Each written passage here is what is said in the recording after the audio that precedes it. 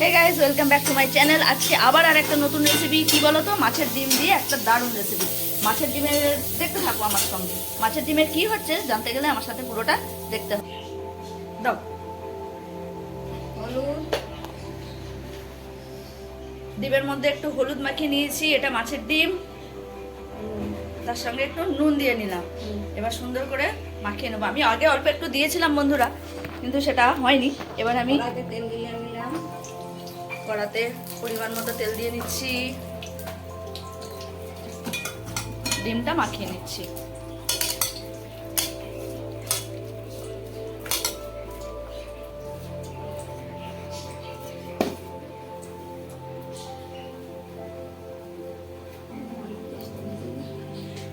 আলু পেঁয়াজ ভাজি, এই তেলের মধ্যে আলু কুচি কুচি করে কাটা এবং তেলের মধ্যে আলু কুচি কুচি করে কাটা এটা দিয়ে দিচ্ছি।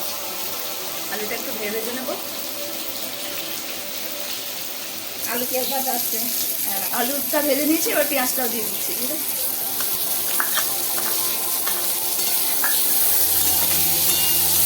আলুটা একটু লাল হয়ে গেছে, এবার পেঁয়াজটা দিয়ে দিচ্ছি। এবার আলু পেঁয়াজ ভাজা হয়ে গেছে, এবার তুলে নিচ্ছি।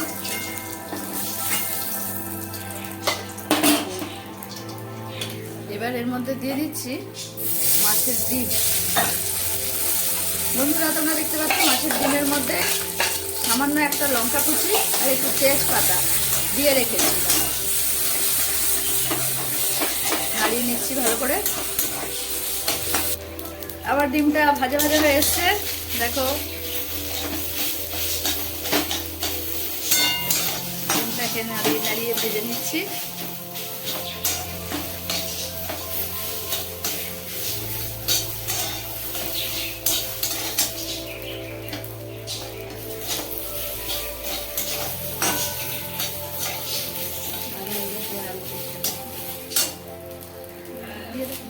দিয়ে দিচ্ছি এবার আলু পেঁয়াজ কুচিটা, ভেজে রাখা আলু পেঁয়াজ কুচি দিয়ে দিলাম।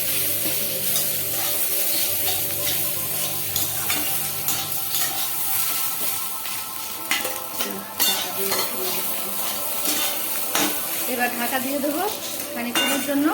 ফিরে আসছি তারপর। বন্ধুরা, দেখতে পাচ্ছ আমার মাছের ডিম দিয়ে আলু কষা রেডি। যেমন সুন্দর রং হয়েছে তেমন সুন্দর স্বাদে। আর স্বাদটা কেমন হয়েছে সেটা কিন্তু তোমাদের জানাতে হবে কমেন্ট বক্সে।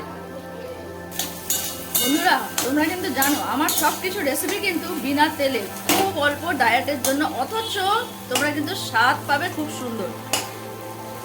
সুতরাং এবার কেমন হয়েছে খেয়ে দেখে আমাকে কমেন্ট সেকশনে লিখে পাঠাবে।